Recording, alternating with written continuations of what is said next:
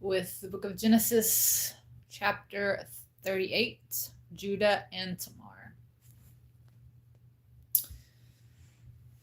At the time, Judah left his brothers and visited a certain Adonites, whose name was Hurrah. There Judah saw the daughter of a certain Canaanite, whose name was Shua, and he took her and had relations with her. She conceived and bore a son, and he called his name Er. E-R. Er. She conceived again and bore a son, and she called his name Onan. She again conceived and bore a son and called his name Shelah. He was at Kizeb when she bore him. Judah took a wife for Er, his firstborn, whose name was Tamar. But Er, Judah's firstborn, was wicked in the sight of the Lord, so the Lord killed him. Then Judah said to Onan, "Go have relations with your brother's wife, and marry her, and raise up descendants for your brother." But Onan knew that the descendant would not be his, so when he had relations with his brother's wife, he let his semen go on the ground, so that he would not give a descendant to his brother. What he did displeased the Lord, therefore he killed him also. Then Judah said to Tamar, his daughter-in-law, "Remain a widow at your father's house until Shelah, my son, grows up." For he thought, he may die also, just as his brothers did. So Tamar went and lived in her father's house. As time went on, the daughter of Shua, Judah's wife, died. After Judah was consoled, he went up to his sheep shearers in Timnah, he and his friend Hirah, the Adullamite. It was told to Tamar, "Your father-in-law is going up to Timnah to shear his sheep." She took off her widow's clothing, covered herself with a veil, wrapped herself up, and sat in an open place, which is by the road to Timnah. For she saw that Shelah was grown, and she was not given to him as his wife. When Judah saw her, he thought she was a prostitute, because she had covered her face. He turned to her by the road and said, "Come now, let me have relations with you," for he did not know that she was his daughter-in-law. And she said, "What will you give me so that you may have relations with me?" And he said, "I will send you a young goat from the flock." And she said, "Will you give me a pledge until you send it?" And he said, "What pledge should I give you?" And she said, "Your signet, your bracelets, and your staff that is in your hand." So he gave them to her and had relations with her, and she conceived by him. She arose and went away, and taking off her veil, she put on her widow's clothing. Judah sent the young goat by his friend, the Adullamite, to receive his pledge from the woman's hand. But he could not find her. Then he asked the men of the place, "Where is the cult prostitute who was at Enam by the road?" And they said, "There was no prostitute in this place." So he returned to Judah and said, "I cannot find her." Also, the men of the place said there was no cult prostitute in this place. So he returned to Judah and said, They said there was no prostitute in the place. Judah replied, "Let her keep them for herself, or we shall be laughed at. I sent this young goat, and you did not find her." But after about 3 months, it was told Judah, "Tamar, your daughter-in-law, has turned to prostitution, and what is more, as a result of prostitution, she is pregnant." Then Judah said, "Bring her forth and let her be burned." When she was brought forth, she sent word to her father-in-law, saying, "By the man to whom these belong am I with child." And she said, "Please identify whose these are, the signet and bracelet and staff." Judah recognized them and said, "She has been more righteous than I, because I did not give her to Shelah my son." he did not have relations with her again.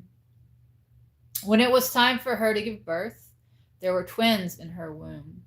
While she was giving birth, one put out his hand, and the midwife took and tied on his hand a scarlet thread, saying, "This one came out first." But as he drew back his hand, his brother came out. Then she said, "How have you made a breach for yourself?" Therefore his name was called Perez. Afterward his brother came out, the one that had the scarlet thread on his hand, and his name was called Zerah. Joseph and Potiphar's wife. Now Joseph was brought down to Egypt, and Potiphar, an officer of Pharaoh, captain of the guard, an Egyptian, bought him from the Ishmaelites, who had brought him down there. The Lord was with Joseph, so that he became a prosperous man. He was in the house of his master, the Egyptian.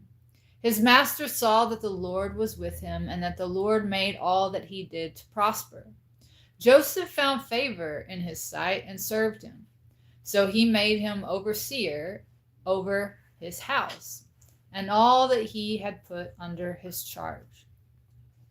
From the time that he had made him overseer in his house and over all that he had, the Lord blessed the Egyptian's house on account of Joseph. So the blessing of the Lord was on all that he had in the house and in the field. So he left all that he had in Joseph's charge, and he had no concern regarding anything except the food he ate. Now Joseph was handsome and well built. After a time, his master's wife took notice of Joseph and said, "Lie with me." But he refused and said to his master's wife, "My master does not concern himself with anything concerning me in the house, and he has committed all that he has to my charge. There is none greater in this house than I. He has kept nothing back from me but you, because you are his wife. How then can I do this great wickedness and sin against God?" She spoke to Joseph every day, but he did not listen to her about lying with her or being with her. But it happened one day that Joseph went into the house to do his work, and none of the men of the house were there. She caught him by his clothing, saying, "Lie with me." But he left his clothing in her hand and fled and got outside. When she saw that he had left his clothing in her hand and had fled outside, she called to the men of her house and spoke to them, saying, "See, he has brought in a Hebrew among us to humiliate us. He came in to me to lie with me, and I cried out with a loud voice. When he heard that I lifted up my voice and cried out, he left his clothing with me, fled, and got outside." She laid up his clothing next to her until his master came home. She spoke to him using these words, saying, "The Hebrew servant whom you have brought to us came in to me to mock me. When I lifted up my voice and cried out, he left his clothing with me and fled outside." When his master heard the words of his wife, which she spoke to him, saying, "This is what your servant did to me," he became enraged. Joseph's master took him and put him into prison, a place where the king's prisoners were confined.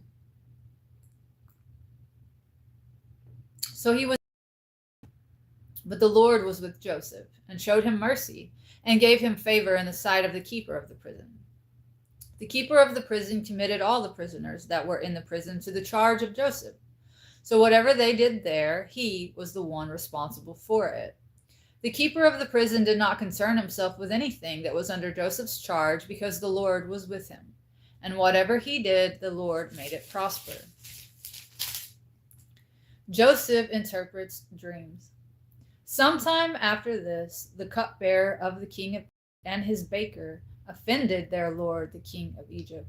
Pharaoh was angry with his two officials, with the chief of the cupbearers and the chief of the bakers. So he put them in confinement in the house of the captain of the guard in the prison, the place where Joseph was confined. The captain of the guard charged Joseph with them, and he attended to them. They continued to be in the confinement for some time. Then the cupbearer and the baker of the king of Egypt, who were confined in the prison, both had a dream the same night, each man with his own dream, and each dream with its own interpretation. Joseph came into them in the morning and looked at them and realized they were sad. So he asked Pharaoh's officials who were there with him in the care of his lord's house, saying, "Why do you look so sad today?" And they said to him, "We have dreamed a dream, and there is no interpreter for it." Then Joseph said to them, "Do not interpretations belong to God? Please tell them to me." The chief cupbearer told his dream to Joseph and said to him, "In my dream a vine was in front of me, and in the vine there were 3 branches.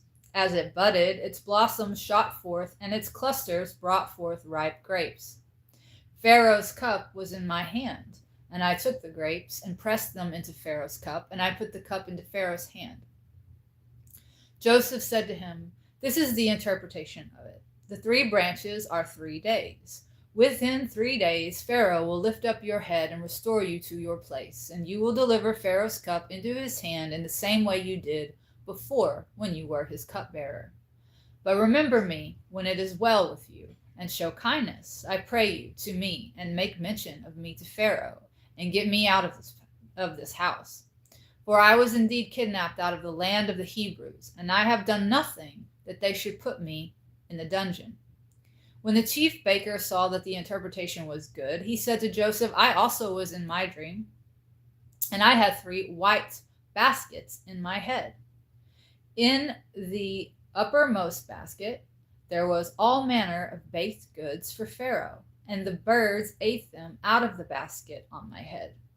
Joseph answered and said, "This is the interpretation. The 3 baskets are 3 days. Within 3 days, Pharaoh will lift your head from off you and will hang you in a tree, and the birds will eat your flesh from you." It happened on the 3rd day, which is Pharaoh's birthday, that he made a feast for all his servants. He lifted up the heads of the chief cupbearer and the chief baker among his servants. He restored the chief cupbearer to his position again, and he put the cup into Pharaoh's hand. However, he hanged the chief baker, just as Joseph had interpreted to them. Yet the chief cupbearer did not remember Joseph, but forgot him.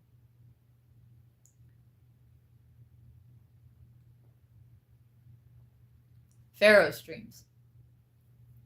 After 2 whole years, Pharaoh had a dream that he was standing by the Nile. 7 fine-looking and fattened cows suddenly came up out of the river, and they grazed in the meadow. Then 7 other cows came up after them out of the river, ugly and gaunt, and stood by the other cows on the river bank. The ugly and gaunt cows ate up the 7 fine-looking and fattened cows. Then Pharaoh awoke. He slept and dreamed a second time. 7 ears of grain suddenly came up on one stalk, plump and good. Then 7 thin ears, scorched by the east wind, sprang up after them. The 7 thin ears devoured the 7 plump and full ears. Then Pharaoh awoke and realized it was a dream. In the morning his spirit was troubled, and he sent and called for all the magicians of Egypt and all its wise men. Pharaoh told them his dream, but there was no one who could interpret them to Pharaoh. Then the chief cupbearer spoke to Pharaoh, saying, "Today I remember my offenses." Pharaoh was angry with his servants and put me in confinement in the captain of the guard's house, both me and the chief baker. And we had a dream in the same night, he and I. We, each of us, dreamed according to the interpretation of his own dream. A young Hebrew man was with us there, a servant to the captain of the guard. We told him, and he interpreted our dreams to us. To each man he interpreted according to his own dream. It happened just as he interpreted. He restored me to my position, and the baker was hanged.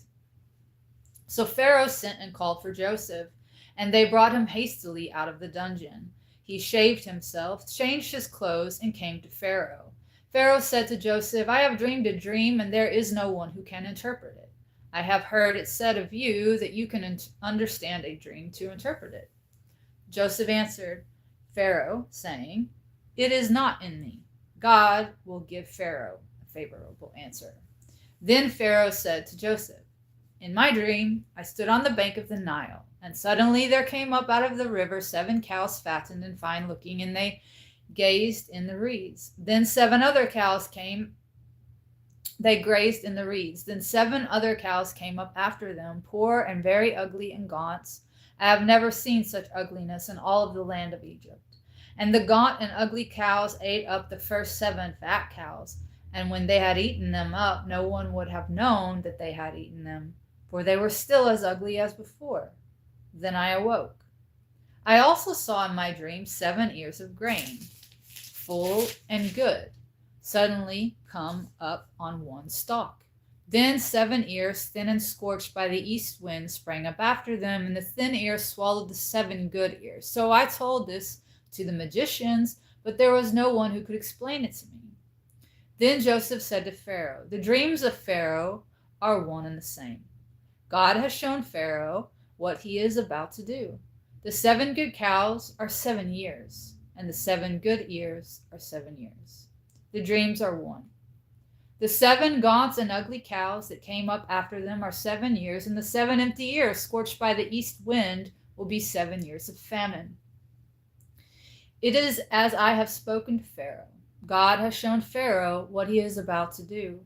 7 years of great abundance will come throughout all of the land of Egypt. However, there will arise after them 7 years of famine. All the abundance will be forgotten in the land of Egypt, and the famine will consume the land. The abundance will be unknown in the land because of the famine following, for it will be very severe. The reason the dream was repeated to Pharaoh twice is because the matter is established by God, and God will soon bring it to pass. Now, therefore, let Pharaoh seek out a man who is discerning and wise, and set him over the land of Egypt. Let Pharaoh do this, and let him appoint officials over the land and collect the 5th part of the produce in the land of Egypt in the 7 abundant years. Let them gather all the food from those good years that come and lay up grain under the authority of Pharaoh, and let them keep food in the cities. This food will be for a reserve for the land for the 7 years of famine, which will be in the land of Egypt, so that the land does not perish during the famine."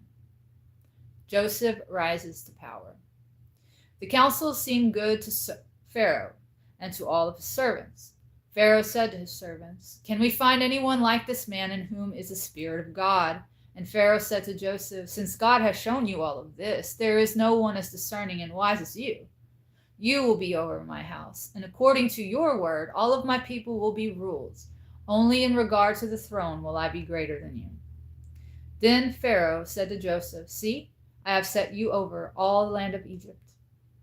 Pharaoh took off his ring from his hand and put it on Joseph's hand, and arrayed him in clothes of fine linen and put a gold chain around his neck. Then he had him ride in the 2nd chariot, which was his, and they cried out before him, "Bow the knee." So he set him over all the land of Egypt. Pharaoh said to Joseph, "I am Pharaoh, and without your consent no man will lift up his hand or foot in all of the land of Egypt." Pharaoh called Joseph's name Zaphenath Paneah, and he gave him a wife, Asenath, the daughter of Potipharah, priest of On. And Joseph went out over all of the land of Egypt. Joseph was 30 years old when he stood before Pharaoh, the king of Egypt. And Joseph went out from the presence of Pharaoh and went throughout all of the land of Egypt. In the 7 abundant years, the earth brought forth plentifully. So he gathered up all the food in the 7 years which was in the land of Egypt, and laid up the food in the cities. He put in every city the food of the fields which surrounded the city. Joseph gathered great quantities of grain as the sand of the sea until he stopped measuring it, for it was beyond measure. Before the years of famine came, 2 sons were born to Joseph, whom Asenath, the daughter of Potipharah, priest of On, bore to him. Joseph called the name of the firstborn Manasseh. "For God," he said, "has made me forget all my trouble and all my father's house." The name of the second he called Ephraim, saying, "For God has caused me to be fruitful in the land of my affliction." The 7 years of abundance that were in the land of Egypt ended. The 7 years of famine began to come, just as Joseph had said. The famine was in all lands, but there was food in all the land of Egypt. When all the land of Egypt was hungry, the people cried to Pharaoh for food. And Pharaoh said to all of the Egyptians, "Go to Joseph.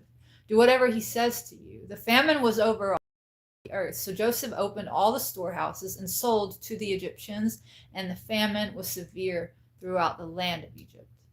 Moreover, all countries came to Egypt to Joseph to buy grain, because the famine was so severe in all of the lands. Joseph's brothers go to Egypt. Chapter 42. Now when Jacob saw that there was grain in Egypt, Jacob said to his sons, "Why do you look at one another?" And he said, "I have heard that there is grain in Egypt. Go down there and buy some for us, so that we may live and not die." Joseph's 10 brothers went down to buy grain in Egypt, but Jacob did not send Benjamin. Joseph's brother with his brothers, for he said, "Perhaps some harm might happen to them." Thus the sons of Israel came to buy grain among those who came, for the famine was in the land of Canaan. Now Joseph was the governor over the land, and it was he who sold to all the people of the land. So Joseph's brothers came and bowed themselves down before him with their faces to the ground. Joseph saw his brothers, and he recognized them, but he pretended to be a stranger to them and spoke harshly to them. He said to them, "From where do you come?" And they said, "From the land of Canaan, to buy food." Joseph knew his brothers, but they did not know him. Joseph also remembered the dreams that he had dreamt of them. He said to them, You are spies. You came to see the nakedness of the land." They said to him, "No, my lord, your servants have come only to buy food. We are all one man's son. We are all one man's sons. We are honest men. Your servants are not spies." But he said to them, "No, you have come to see the nakedness of the land." They said, "Your servants are 12 brothers, the sons of one man in the land of Canaan. The youngest is with our father today, and one is no longer living." Joseph said to them, "It is as I said to you, you are spies. Here is how you will be tested. By the life of Pharaoh, you will not leave here unless your youngest brother comes here. Send one of you, and let him get your brother, and you will be kept in prison, so that your words may be tested, whether there be any truth in you. Or else, by the life of Pharaoh, you are surely spies." He put them all together in custody for 3 days. Joseph said to them the third day, "Do this and live, for I fear God. If you are honest men, let one of your brothers be confined in your prison house. The rest of you go and carry grain for the famine of your households. Nevertheless, bring your youngest brother to me, so that your words may be verified and you shall not die." And they did so. Then they said one to another, "We are guilty concerning our brother, because we saw the anguish of his soul when he pleaded with us, but we would not listen. Therefore this distress has come upon us." Reuben answered them, saying, "Did I not speak to you, saying, 'Do not sin against the boy,' and you would not listen? Therefore his blood is now required of us."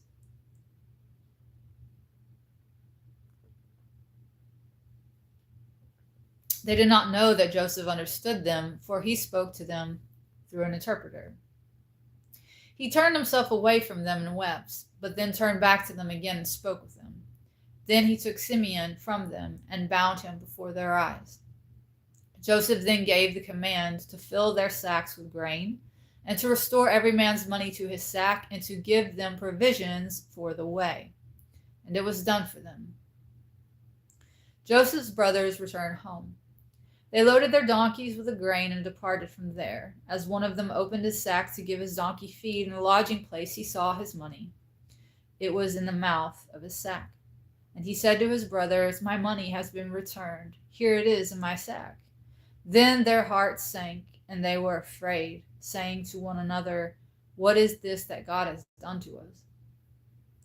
They came to Jacob their father in the land of Canaan and told him all that had happened to them, saying, "The man, the Lord of the land, spoke harshly to us and took us for spies of the country And we said to him, We are honest men. We are not spies. We are 12 brothers, all sons of our father. One is no longer living, and the youngest is with our father today in the land of Canaan. The man, the lord of the country, said to us, Here is how I may know that you are honest men. Leave one of your brothers here with me. Take food for the famine of your households, and be gone. But bring your youngest brother back to me. Then I will know that you are not spies, but that you are honest men. Then I will deliver your brother to you, and you may trade in the land. As they emptied their sacks, every man's bundle of money was in his sack. When both they and their father saw the bundles of money, they were afraid. Then Jacob their father said to them, You have bereaved me of my children. Joseph is no more, Simeon is no more, and you will take Benjamin away. All these things are against me.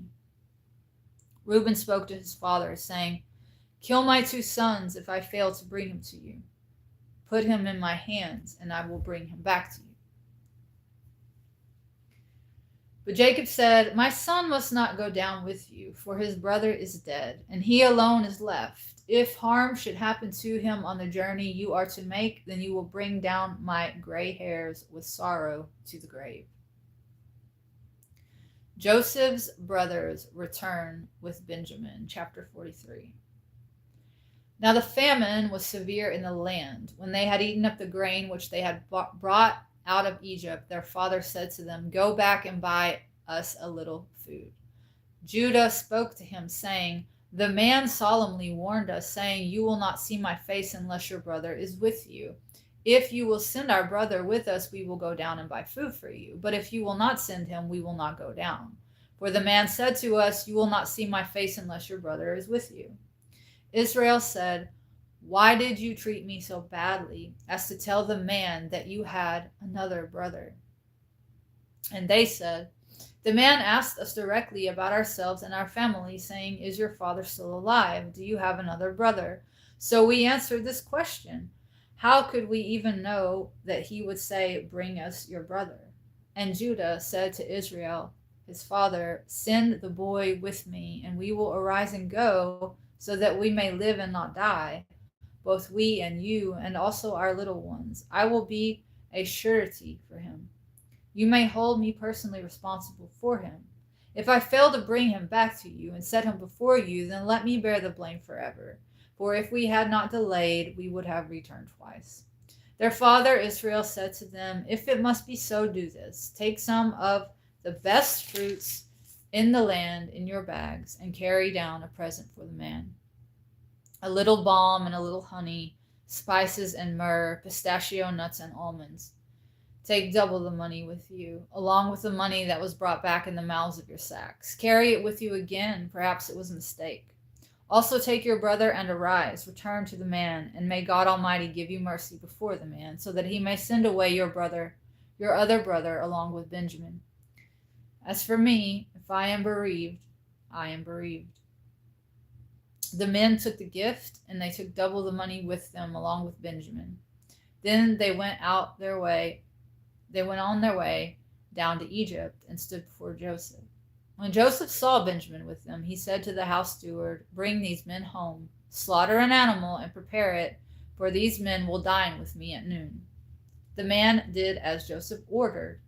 So the man brought the men into Joseph's house. The men were afraid because they were brought into Joseph's house. They said, We have been brought in because of the money that was returned in our sacks the first time, so that he may seek occasion against us and fall upon us and take us for slaves with our donkeys. The feast with Joseph. They approached the steward of Joseph's house, and they spoke with him at the entrance of the house. They said, My lord, we indeed came down the first time to buy food. When we came to the lodging place, we opened our sacks and realized every man's money was in the mouth of his sack, our money in full weight. So we have brought it again with us. We have also brought additional money with us to buy food. We cannot tell who put our money in our sacks. He said, Be at peace. Do not be afraid. Your God and the God of your father has given you treasure in your sacks. I had your money. Then he brought Simeon out to them. The man brought the men into Joseph's house and gave them water to wash their feet and gave feed to their donkeys. Then they made ready the gift for Joseph's coming at noon, for they heard that they would be eating a meal there. When Joseph came home, they brought into the house to him the present that they had with them, and bowed themselves to him to the ground. He asked them about their well-being and said, "Is your father well, the old man of whom you spoke? Is he still alive?" And they answered, "Your servant, our father, is in good health. He is still alive." And they bowed down their heads and prostrated themselves. He lifted up his eyes and saw his brother Benjamin, his mother's son, and said, "Is this your younger brother of whom you spoke to me?" And he said, "God be gracious to you, my son." Joseph hurried out, for he was deeply moved over his brother, and sought a place to weep. So he entered into his chamber and wept there. Then he washed his face and came out, controlling himself. He said, "Serve the food." They served him by himself, and them by themselves, and the Egyptians who ate with them by themselves, because the Egyptians could not eat a meal with the Hebrews, for that is an abomination to the Egyptians. They set before him the firstborn according to his birthright, and the youngest according to his youth. And the men looked at one another in astonishment. He gave them portions from his own table, but Benjamin's serving was 5 times more than any of theirs. So they drank and feasted with him. Chapter 44. Joseph detains Benjamin. Then he commanded the steward of his house, saying, "Fill the men's sacks with food, as much as they can carry, and put every man's money in the mouth of his sack. Put my cup, the silver cup, in the mouth of the sack of the youngest, along with his grain money." And he did according to what Joseph had spoken. As soon as the morning was light, the men were sent away, they and their donkeys. When they were gone out of the city, but not yet far off, Joseph said to his steward, "Get up, follow after the men. When you overtake them, say to them, 'Why have you rewarded evil for good? Is this not the one from which my Lord drinks and uses as he practices divination? You have done evil in doing this.'"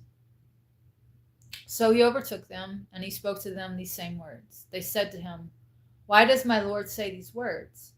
Far be it from your servants that they should do such a thing. Look, we brought back to you from the land of Canaan the money that we found in the cup of our sacks.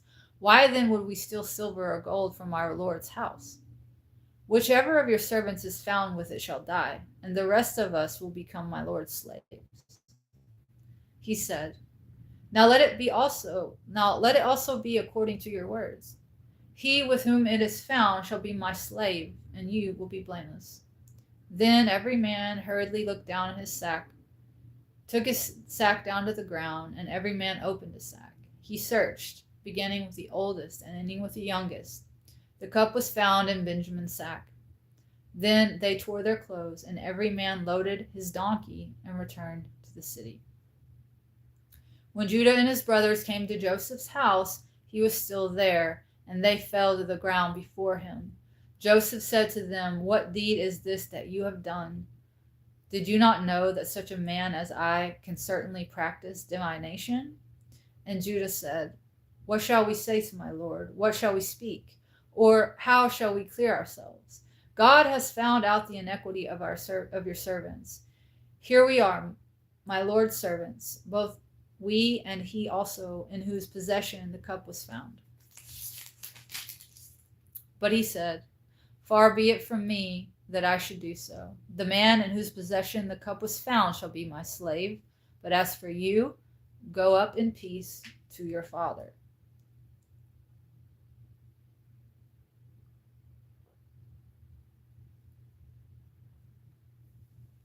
Judah's plea for Benjamin.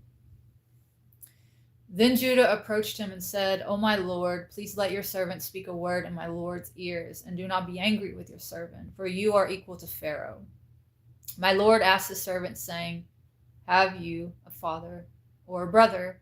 And we said to my lord, "We have a father, an old man, and a young brother, the child of his old age. His brother is dead, and he alone is left with his mother, and his father loves him. You said to your servants, 'Bring him down to me, so that I may set my eyes on him.' We said to the Lord, 'The boy cannot leave his father, for if he should leave his father would die.' You said to your servants, unless your youngest brother comes down with you, you will not see my face again. When we went back to your servant, my father, we told him the words of my lord. Our father said, go again and buy us a little food. We said, we cannot go down. If our youngest brother is with us, then we will go down, for we may not see the man's face unless our youngest brother is with us. Your servant, my father, said to us, you know that my wife bore me 2 sons, and the one went out from me, and I said, surely he was torn in pieces, and I have not seen him since. And if you take this one also from me, and he is harmed, you will bring down my gray hairs with sorrow to the grave. Now, therefore, when I come to your servant, my father, and the boy is not with us, as his life is bound up in the boy's life, when he sees that the boy is not with us, he will die. And your servants will bring down the gray hairs of your servant, our father, with sorrow to the grave. For your servant became surety for the boy to my father, saying, if I fail to bring him to you, then I shall bear the blame to my father forever. Now, therefore, please let your servant stay as a slave to my lord instead of the boy. And let the boy go up. For how can I go up to my father if the boy is not with me, lest perhaps I see the evil that would find my father? Chapter 45, Joseph reveals his identity. Then Joseph could not restrain himself before all who stood by him, and he cried out, make every man go out from me. So no man stood with him when Joseph made himself known to his brothers. He wept so loudly the Egyptians, the house of Pharaoh, heard about it. Joseph said to his brothers, I am Joseph. Is my father still alive? But his brothers could not answer him, for they were dismayed in his presence. Joseph said to his brothers, please come near to me. And they came near. Then he said, I am your brother, Joseph, whom you sold into Egypt.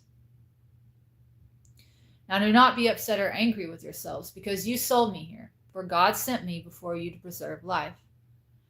For these 2 years the famine has been in the land, and there are still 5 years in which there will be neither plowing nor harvesting. God sent me ahead of you to preserve you as a remnant on the earth, and to save your lives by a great deliverance. So now it was not you who sent me here, but God. He has made me a father to Pharaoh, and lord of his entire household, and a ruler throughout all of the land of Egypt. Hurry and go up to my father and say to him, this is what your son Joseph says. God has made me Lord of all Egypt. Come down to me, do not delay, and you will dwell in the land of Goshen, and you will be near me, and you and your children and your children's children, along with your flocks, your herds, and all that you have. I will provide for you for there are still 5 years of famine to come, lest you and your household and all that you have come to poverty. Your eyes and the eyes of my brother Benjamin see that it is my mouth that is speaking to you. You must tell my father of all my glory in Egypt, and of all that you have seen, and you must hurry and bring my father down here. Then he fell on his brother Benjamin's neck and wept, and Benjamin wept on his neck. Moreover, he kissed all of his brothers and wept on them. After that, his brothers talked with him. When the news reached Pharaoh's palace that Joseph's brothers had come, it pleased Pharaoh and his servants. Pharaoh said to Joseph, say to your brothers, do this, load your animals and go to the land of Canaan. Get your father and your households and come to me, and I will give you the best of the land of Egypt, and you shall eat the fat of the land. You are also commanded to say, do this, take your wagons out of the land of Egypt for your little ones and for your wives, and get your father and come. Also do not concern yourself with your goods, for the best of all the land of Egypt is yours. So the sons of Israel did so, and Joseph gave them wagons according to the commandment of Pharaoh, and gave them provisions for the journey. To each of them he gave a change of clothes, but he gave to Benjamin 300 shekels of silver and 5 changes of clothes. To his father he sent the following: 10 donkeys loaded with the best things of Egypt, and 10 female donkeys loaded with grain and bread and provisions for his father on the journey. So he sent his brothers away, and they departed. He said to them, "Do not quarrel on the way." They went out of Egypt and came to the land of Canaan, to Jacob their father. They told him, "Joseph is still alive, and he is governor over all of the land of Egypt." And Jacob's heart stood still because he could not believe them. They told him all the words of Joseph, which he had said to them. And when he saw the wagons that Joseph had sent to carry him, the spirit of the father, Jacob, revived. Then Israel said, "Enough. Joseph, my son, is still alive. I will go and see him before I die." Chapter 46, Jacob's journey to Egypt.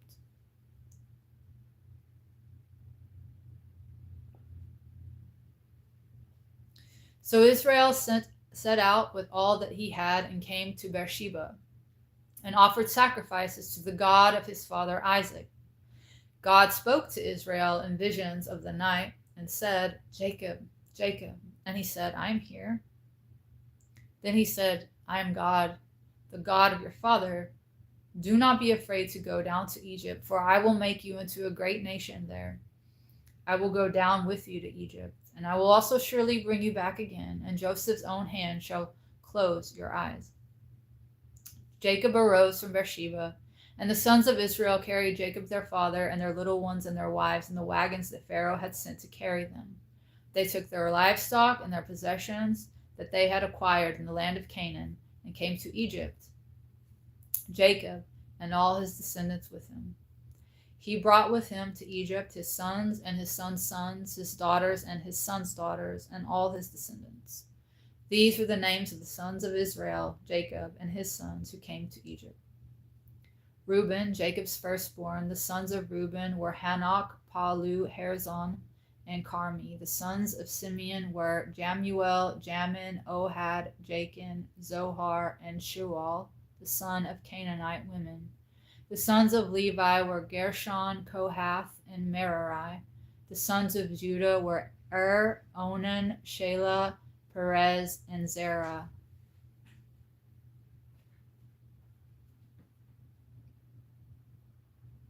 But and Onan died in the land of Canaan. The sons of Perez were Hezron and Hamuel. The sons of Issachar were Tola, Pua, Job, and Shimron. The sons of Zebulon were Sered, Elon, and Jalel.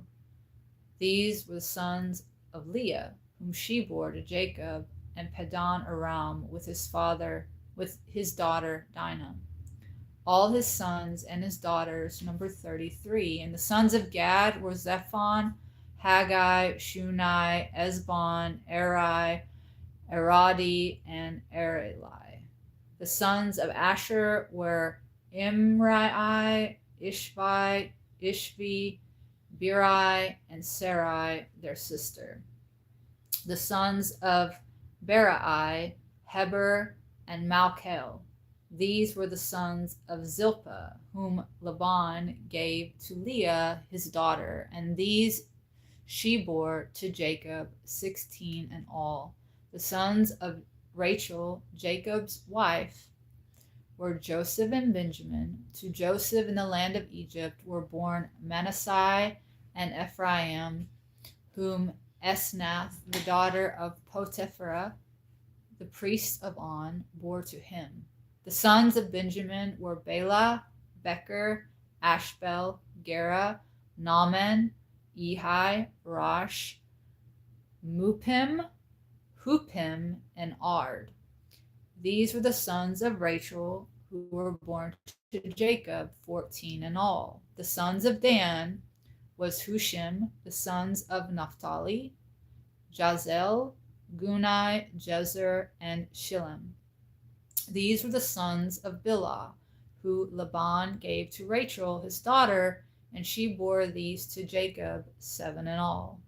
All those who came with Jacob to Egypt, who were direct descendants, besides the wives of Jacob's sons, were 66 in all. And the sons of Joseph who were born to him in Egypt were 2. All those of the house of Jacob who came to Egypt were 70. Jacob settles in Goshen. Now he sent Judah ahead of him to Joseph to get directions to Goshen. And they came into the land. As soon as he appeared to him, he fell on his neck and wept on his neck for a long time. Israel said to Joseph, "Now let me die, since I have seen your face, because you are still alive."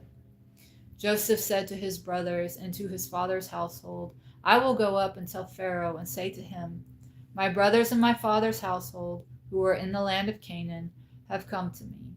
The men are shepherds. Their work has been to feed livestock, and they have brought their flocks and their herds and all that they have. When Pharaoh calls you and asks, "What is your occupation?" you shall say, "Your servants have been keepers of livestock from our youth, even until now, both we and our fathers, so that you may dwell in the land of Goshen, because every shepherd is an abomination to the Egyptians." Chapter 47.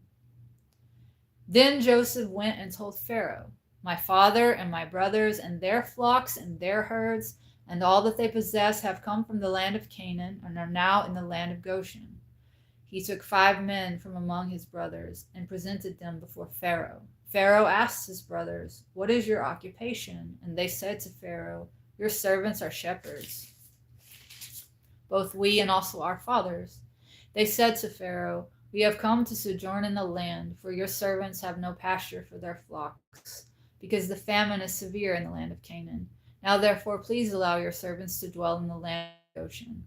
Pharaoh spoke to Joseph, saying, "Your father and your brothers have come to you. The land of Egypt is before you. Have your father and your brothers dwell in the best of the land. Have them dwell in the land of Goshen, and if you know any capable men among them, put them in charge over my livestock." Then Joseph brought in Jacob his father and presented him to Pharaoh, and Jacob blessed Pharaoh. Pharaoh said to Jacob, "How old are you?" And Jacob said to Pharaoh, "The days of the years of my pilgrimage are 130 years. My days of the years of my life have been few and evil, and they have not attained to the days of the years of the lives of my fathers and the days of their pilgrimage." And Jacob blessed Pharaoh and went out from his presence. So Joseph settled his father and his brothers and gave them a possession in the land of Egypt, in the best part of the land, in the land of Ramesses, as Pharaoh had commanded. Joseph provided food for his father, his brothers, and his father's entire household according to the number of their children. Joseph and the famine. There was no food in all of the land, for the famine was very severe, so that the land of Egypt had all the land of Canaan languished because of the famine. Joseph gathered up all the money that was found in the land of Egypt and in the land of Canaan for the grain that they bought, and Joseph brought the money into Pharaoh's house. When the money was all spent in the land of Egypt and in the land of Canaan, all the Egyptians came to Joseph and said, "Give us food, for why should we die in your presence? For our money is gone." Joseph said, "Give your livestock, and I will give you food for your livestock, if your money is gone." They brought their livestock to Joseph, and Joseph gave them food in exchange for the horses, the flocks, the herds, and the donkeys, and he fed them with food in exchange for all of their livestock for that year. When that year was ended, they came to him the second year and said to him, "We will not hide it from our Lord, that our money is all spent. Our Lord also has our herds of livestock. There is nothing left in the sight of my Lord but our bodies and our hands. Why should we die before your eyes, both we and our land? Buy us and our land for food, and we and our land will be slaves to Pharaoh. Also give us seed, so that we may live and not die, so that the land will not be desolate." So Joseph bought all of the land of Egypt for Pharaoh, for every Egyptian man sold his field because the famine was severe on them. So the land became Pharaoh's. As for the people, he removed them to cities from one end of the borders of Egypt to the other end. Only the land of the priests he did not buy, where the priests had an allotment from Pharaoh, and they lived off of their allotment that Pharaoh gave them. Therefore, they did not sell their lands. Then Joseph said to the people, I have bought you and your land today for Pharaoh. Here is seed for you so that you may sow the land. At the harvest, you must give a fifth part to Pharaoh, and 4 parts will be your own, as seed for the field, and for your food, and for those of your households, and for food for your little ones. They said, You have saved our lives. Let us find grace in the sight of my Lord, and we will be Pharaoh's slaves. So Joseph made it a law over the land of Egypt to this day that Pharaoh should have the 5th part, except from the land of the priests, which did not become Pharaoh's.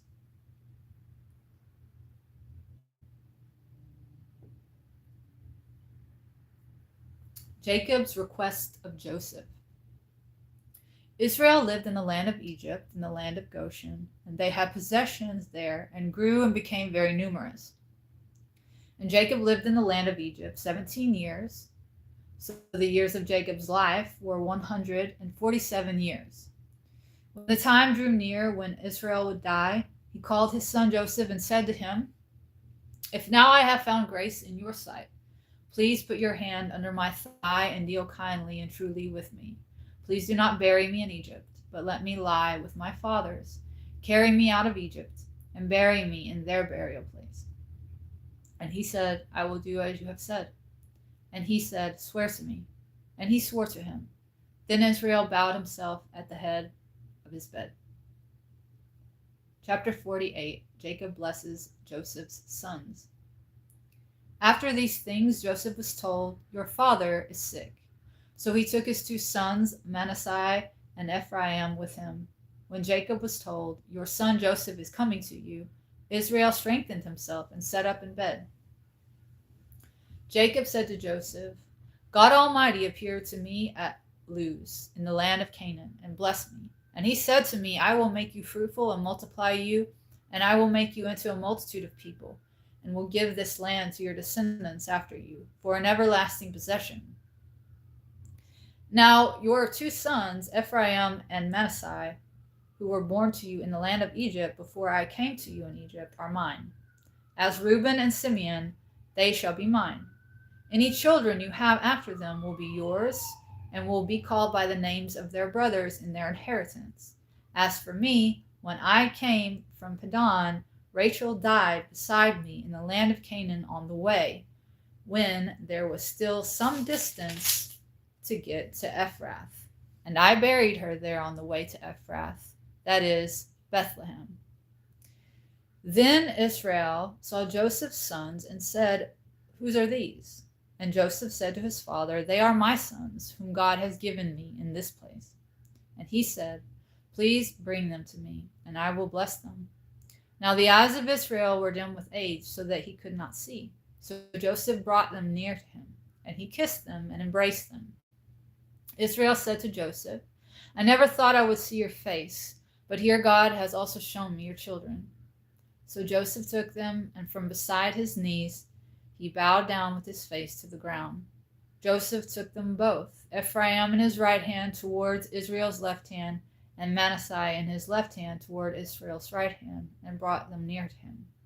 Israel stretched out his right hand and laid it on Ephraim's head, who was the younger, and his left hand on Manasseh's head, crossing his hands.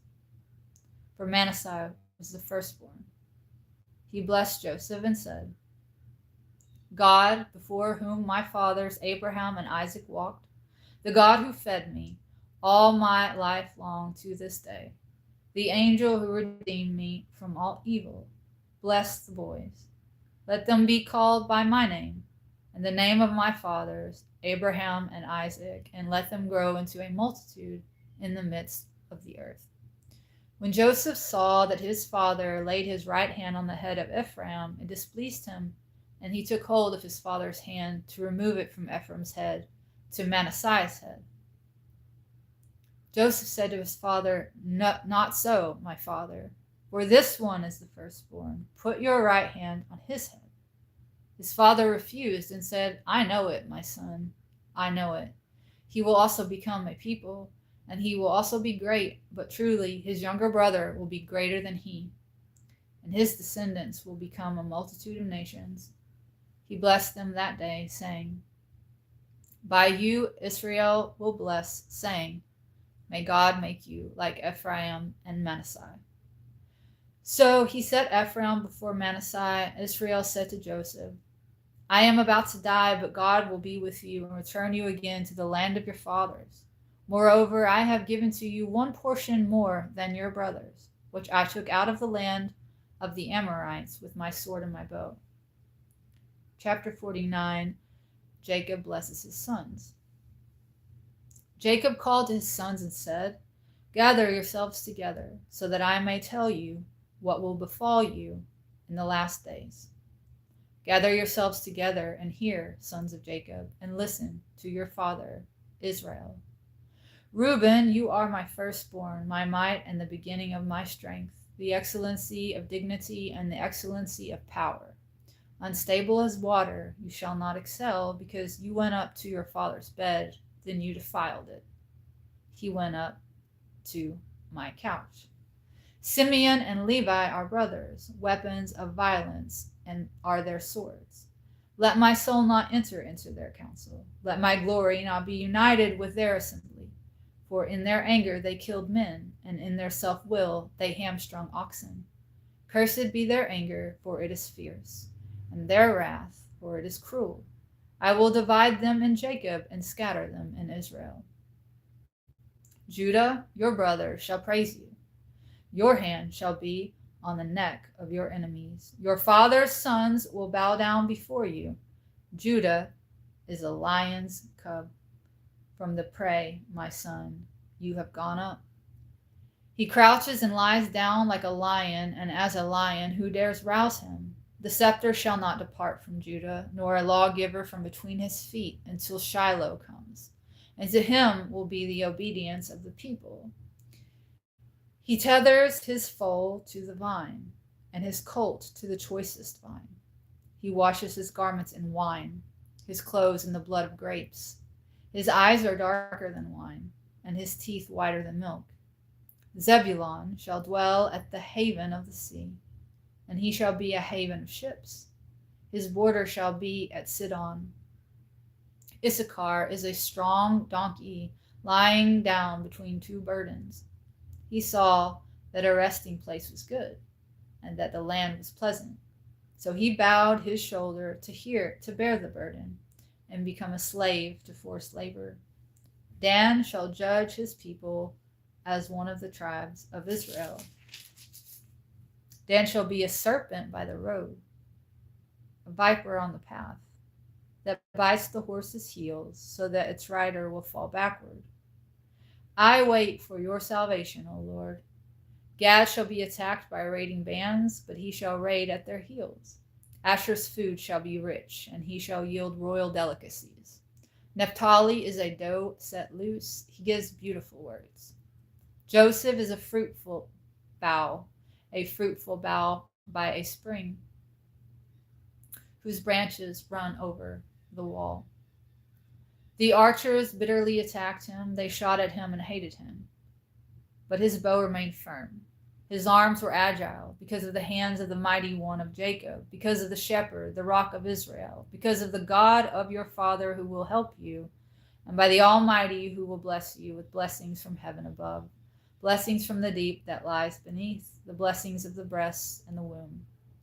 The blessings of your father have surpassed the blessings of my fathers, up to the utmost bound of the everlasting hills. They will be on the head of Joseph, and on the crown of the head of him who was set apart from his brothers. Benjamin is a ravenous wolf.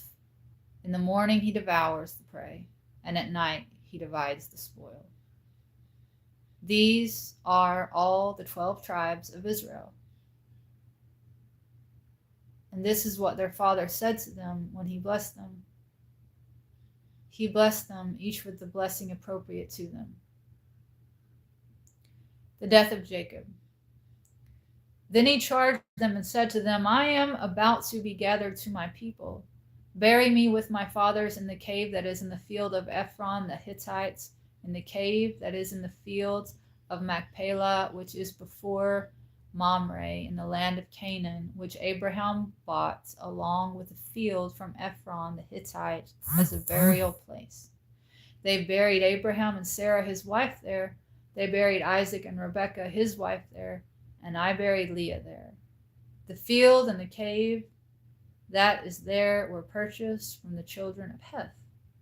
When Jacob finished instructing his sons, he drew his feet into the bed, breathed his last, and was gathered to his people. The burial of Joseph. The burial of Jacob. Then Joseph fell on his father's face and wept over him and kissed him.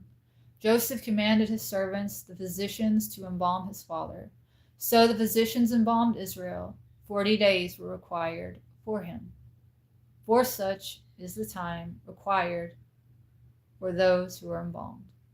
Then the Egyptians mourned for him 70 days. When the days of his mourning were past, Joseph spoke to the household of Pharaoh, saying, If now I have found favor in your eyes, speak to Pharaoh, saying, My father made me swear, saying, I am about to die. Bury me in my tomb, which I dug for myself in the land of Canaan. Now, therefore, please let me go up and bury my father, and then I will return. Pharaoh said, Go up and bury your father, as he made you swear to do. Joseph went up to bury his father, and all the servants of Pharaoh went up with him too, the elders of his household, and all the elders of the land of Egypt, and the house of Joseph and his brothers and the father's household. They left only their little ones and their flocks and their herds in the land of Goshen. Both the chariots and horsemen also went up with them. It was a very great company. When they came to the threshing floor of Atad, which is beyond the Jordan, they mourned with a great and very sorrowful lamentation. He observed 7 days of mourning for his father. When the inhabitants of the land, the Canaanites, saw the mourning at the threshing floor of Atad, they said, This is a grievous mourning for the Egyptians. Therefore, the place was called Abel Mizraim, which is beyond the Jordan. So his sons did with him just as he had commanded them. For his sons carried him into the land of Canaan and buried him in the cave of the fields of Machpelah near Mamre, which Abraham bought with the field as a burial site from Ephron the Hittite. After he had buried his father, Joseph returned to Egypt, he and his brothers and all who went up with him to bury his father. Joseph reassures his brothers. When Joseph's brothers saw that their father was dead, they said, Perhaps Joseph will hate us and will certainly pay us back for all the wrong that we did to him. So they sent a message to Joseph saying, Your father gave his command before he died. Say to Joseph, I beg you, forgive the transgressions of your brothers and their sin, for they did evil to you. Now please forgive the transgressions of the servants of the God of your father. And Joseph wept when they spoke to him. Then his brothers also went and fell down before his face and said, We are your servants. Joseph said to them, Do not be afraid, for am I in the place of God? But as for you, you intended to harm me, but God intended it good for me, in order to bring it about as it is this day, to save many lives. So now do not fear. I will provide for you and your little ones. So he comforted them and spoke kindly to them. The death of Joseph. Joseph stayed in Egypt, he and his father's household, and Joseph lived 110 years. Joseph saw Ephraim's children to the third generation. Also the children of Machir, the son of Manasseh, were brought up on Joseph's knees. Joseph said to his brothers, I am about to die. God will surely come to you and bring you out of this land, to the land of which he swore to Abraham, to Isaac, and to Jacob. Then Joseph made the sons of Israel swear, saying, God will surely visit you, and you shall carry up my bones from here. So Joseph died at the age of 110 years old, and they embalmed him, and he was put in a coffin in Egypt. So that's the book of Genesis, and then the second book is Exodus. And That's all.